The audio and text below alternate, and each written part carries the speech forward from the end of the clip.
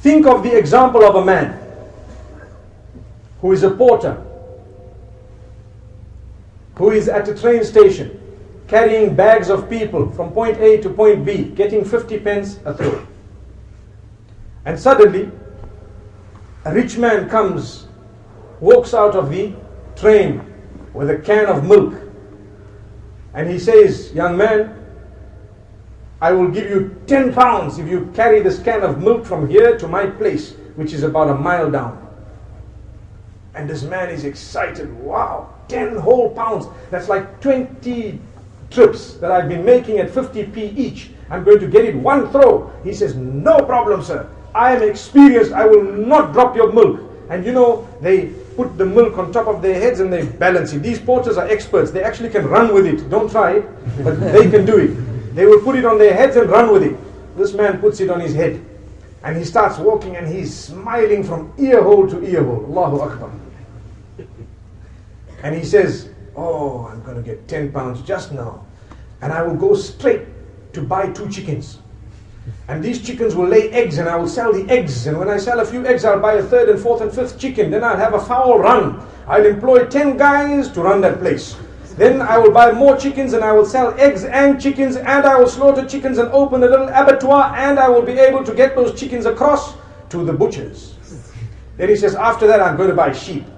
And then I'll buy a little farm, and on that farm we'll have so many sheep, and I'll sell the little sheep as well as slaughtering them and providing the butchers with halal mutton.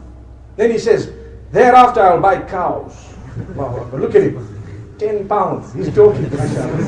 Just 10 pounds. But this is forward thinking, beautiful thinking. It's really good. He's got a plan. Wallahi, he's got a good dream. He's not planning haram. He's planning something good for his future.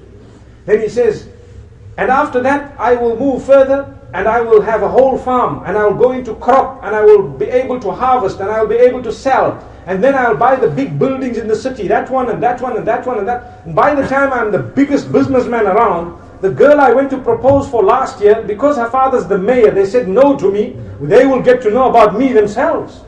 And when they get to know about me, the father will come and say, will you please marry my daughter? And when he comes, I'll be so upset, I'll tell him, no! So when he shook his head, the can of milk dropped. When he shook his head, the can of milk dropped. When the can of milk dropped, the owner of the milk turns around and says, hey, didn't I tell you I would pay you 10 pounds for this milk and not to drop it? He says, hey, relax, relax. You know, that's my favorite word. Relax, take it easy. You just lost a can of milk. I lost my chickens and my eggs and my sheep and my cows and my farms and my buildings, and 600 people lost their jobs. And at the same time I lost my marriage and my whole life is gone, so just keep quiet, okay? What's the moral of that?